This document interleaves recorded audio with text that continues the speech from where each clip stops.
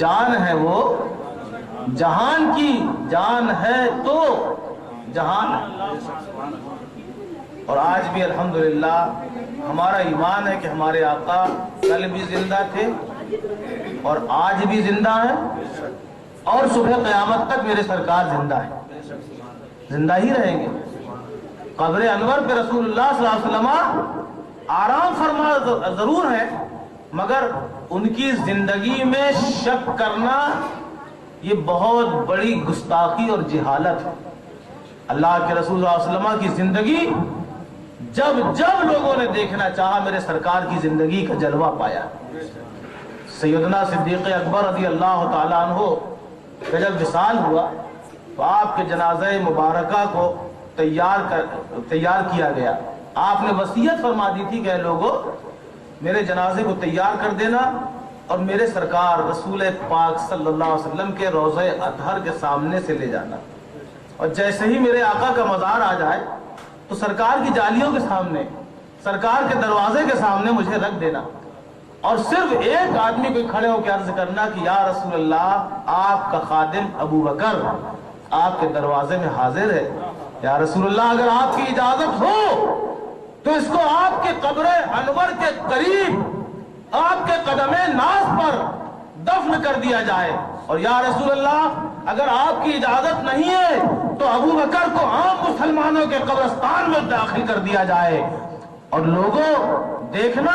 یہ کہنے کے بعد اگر میرے نبی کا دروازہ خود بخود کھل جائے تو سمجھ لینا میرے سرکار کی اجازت ہے، مجھے وہیں دفنا دینا، اور اگر دروازہ نہ کھلے تو مجھے عام مسلمانوں کے قبرستان میں داخل کر دینا۔ لوگوں نے جنازہ اٹھایا، جنازہ صدیقی اٹھا ہے اور بڑے شان و شوکت سے جنازہ اٹھ رہا ہے، فرشتے کانا دیتے چلے آ رہے ہیں۔ جیسے ہی دیار مصطفیٰ آیا، جیسے ہی اللہ کے نبی کا در آیا، جیسے ہی سرکار مدینہ کا روضہ اطہر آیا، جنازے کو رکھ دیا گیا۔ ایک صحابی آگے بڑھے، یا رسول اللہ آپ کی دہلیز میں آپ کا عاشق و شیدا ابو بکر صدیق حاضر ہے، اگر اجازت ہو تو آپ کے قدموں میں دفنا دیا جائے، اور اجازت نہیں ہے جسے عام مسلمانوں کے قبرستان میں دفنا دیا جائے۔ جیسے ہی اتنا کہنا تھا، میرے زندہ نبی کی قبر انور ہل جاتی ہے، اور رسول اللہ کے دروازے میں جو تالا پڑا تھا وہ تالا اپنے آپ ٹوٹ کے زمین پہ گر گیا،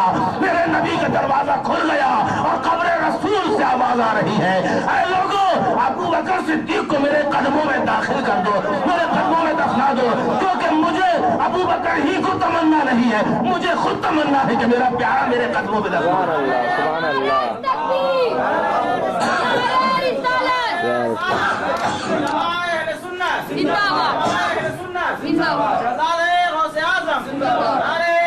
سبحان اللہ، اس کے بعد دور آتے گئے، میرے نبی کی زندگی کا اعلان ہوتا رہا۔ ایک موقع ایسا بھی آیا،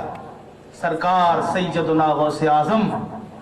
شیخ عبد القادر جیلانی بغدادی سرکار رضی اللہ تعالی عنہ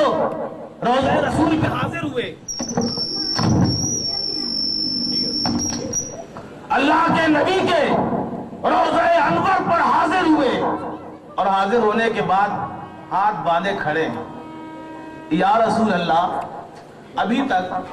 عبد القادر جیلانی آپ کی بارگاہ میں اپنی روح کی طرف سے سلام بھیجا کرتا تھا، میرے آقا ابھی تک روحانی سلام آتا تھا، مگر اب عبد القادر اپنے جسم کے ساتھ آپ کے دیار میں حاضر ہے۔ یا رسول اللہ عبد القادر کی تمنا ہے کہ اپنے دونوں ہاتھوں کو آپ باہر نکال دیں تاکہ عبد القادر خود جسم کے ساتھ آیا ہے اور چاہتا یہ ہے کہ میں اپنے نبی کے جسم اطہر کا بوسہ لے لے، آپ کے ہاتھ چومنا چاہتا ہے عبد القادر۔ مورخین فرماتے ہیں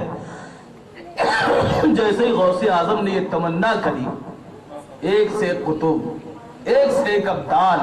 ایک سے ایک اوتاد، ایک سے ایک ولی ہاتھ باندھے کھڑے ہیں کہ آج عبد القادر کی زبان سے ایک فریاد نکلی ہے. اے بیٹے نے فریاد کی ہے, دیکھے رسول اللہ صلی اللہ علیہ وسلم اس فریاد کے لیے کیا کرتے ہیں. ابھی سوچ ہی رہے ہیں, دیکھا کہ عبد القادر جیلانی جیسے ہی بیٹھے قبر رسول سے میرے نبی کے دونوں ہاتھ باہر آ گئے, اور جیسے ہی باہر آئے تو غوث اعظم نے اپنے ہونٹوں سے سرکار دو عالم صلی اللہ علیہ وسلم کے مقدس ہاتھوں کو چوما. میرے آقا زندہ ہے کہ نہیں؟ اسی لیے بریلی کے تاجدار فرماتے کہ تو زندہ ہے واللہ, تو زندہ ہے واللہ, میری چشم ظاہر سے چھپ جانے والے, چمک تجھ سے پاتے ہیں سب پانے والے, میرا دل بھی چمکا دے چمکانے والے. میرے سرکار کل بھی زندہ تھے, آج بھی زندہ ہیں اور صبح قیامت تک زندہ رہیں گے. میرے سرکار کی بات تو بہت عرصہ والا ہے. ہم نے ایک واقعہ پڑھا حضور سرکار غوث اعظم رضی اللہ تعالیٰ عنہ, کہ سرکار غوث اعظم رضی اللہ تعالیٰ عنہ کو ایک تاجر جان اور دل سے کہیں زیادہ چاہتا تھا. اس کو تمنا تھی کہ ہم غوث اعظم سے مرید ہوں گے, ہم غوث پاک سے مرید ہوں گے, غوث پاک سے مرید ہوں گے. یہی تمنا اس لیے ہوئے. کافی دن گزر گئے, 40 سال گزر گئے.